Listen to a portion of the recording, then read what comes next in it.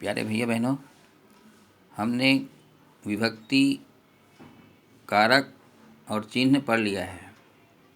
उसके बाद जो सत्र लगी थी उसमें हमने रांत के बारे में पढ़ा।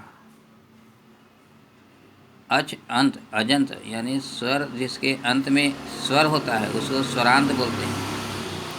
और हलंत जिसके अंत में हलंत लगा हुआ यानी व्यंजन होता है उसको व्यंजनांत या हलंत बोलते हैं। ये आप पढ़ें, आपको कंठस्थ हो गया होगा। यदि ये रांत और कारक चिन्ह कंठस्थ हो गया होगा यानी आपकी ट्रेन की टिकट कट गई। अब आप शब्द रूपी ट्रेन में बैठना चाहते हैं तो आप बैठ सकते हैं।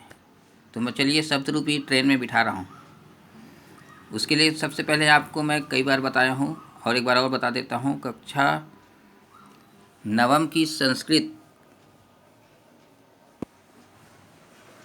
दिख रहा है और इस पुस्तक को संभाल कर ही रखना है। ये आपको प्रतिदिन किसी न किसी माध्यम से आपको काम आएगा ही।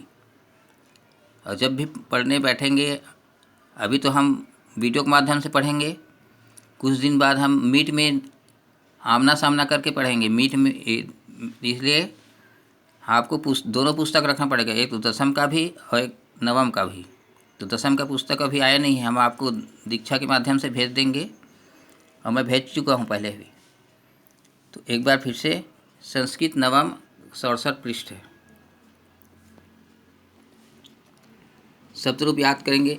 ये देखिए बालक का शब्द रूप है। बालक में आधा का और अ जुड़ा हुआ है यानी स्वर जुड़ा है। ये बालक पूर्ण रूप से स्वर है, इसलिए हम इसको यहाँ अकारांत ही बोलेंगे। और यदि यहाँ पर हलंत लगता तो हम ककारांत ही बोलते, क्योंकि अ नहीं है। तो चलिए, अब किसी भी ये सूत्र है आकारांत पुल्लिंग ऐसा, इस शर्त में ये होना चाहिए कि जिस शब्द संज्ञा का हम बोलने वाले हैं वो संज्ञा आकारांत होना चाहिए और पुल्लिंग भी होना चाहिए। दोनों शर्त मिलने पर हम इसको इस सूत्र में प्रयोग कर सकते हैं। जैसे देखिए, अभी तो मैं आपको बालक का शब्द रूप कैसे बोलना है, यदि आपको याद करने में तकलीफ होती है तो आप इसको लयबद्ध याद कीजिए। कोई भी राग, आप कोई भी गाने सुनते हैं, कोई भी रामायण की तर्ज भी सुनते होंगे, कुछ भी राग सुनते हैं, उसमें आप इसको लयबद्ध कर सकते हैं और मज़े से कंठस्थ करेंगे। चलिए, मैं अभी फ़िलहाल आपको श्लोक के राग में आपको कंठस्थ करता हूँ, है ना। आप ध्यान से सुनिए। पहले क्रम में विभक्ति है, दूसरे क्रम में एकवचन है, तीसरे क्रम में द्विवचन है और बहुवचन। एकवचन तो आप सब जानते हैं, षष्ठ से पढ़ रहे हैं।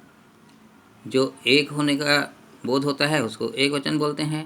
अभी आपको एक ही पेन दिखाई दे रहा है। द्विवचन जानते हैं, दो वस्तु का बोध होता है, दो, उसको द्विवचन कहते हैं। ये आपको दो दिखा, उंगली दिखा। बहुवचन जानते हैं, बहुत सारे को बहुवचन बोल देते हैं। ये आपको बहुत सारे, देखो उंगली दिखा, ऐसे ही। तो कभी भी याद करेंगे तो हम विभक्ति को भी साथ में याद करेंगे, क्योंकि अगर अचानक कोई बीच में पूछ दिए तृतीया बोलो तो हम गिनते रह जाते हैं। प्रथमा की लाइन को बोलते हैं, द्वितीय को बोलते हैं, तृतीया को बोलते हैं, तब तक सब कुछ चला जाता है। इसलिए हमको प्रत्यक्ष रूप से सीधा डायरेक्ट बताना है कि हम तृतीया ये है, तो हमको प्रथमा ये विभक्ति को भी याद करना है। कुछ लोग विभक्ति को छोड़ देते हैं और बाद में फिर वो गिनते रहते हैं शुरू से अंत तक, तो ऐसा नहीं होना। चलिए,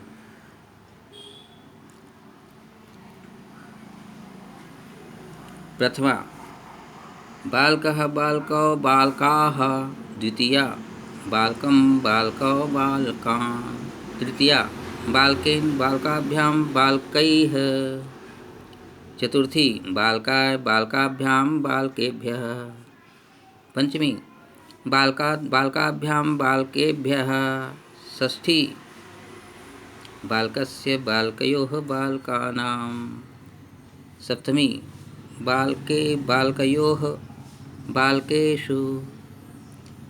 संबोधन हे बालक, हे बालकौ, हे बालकाः।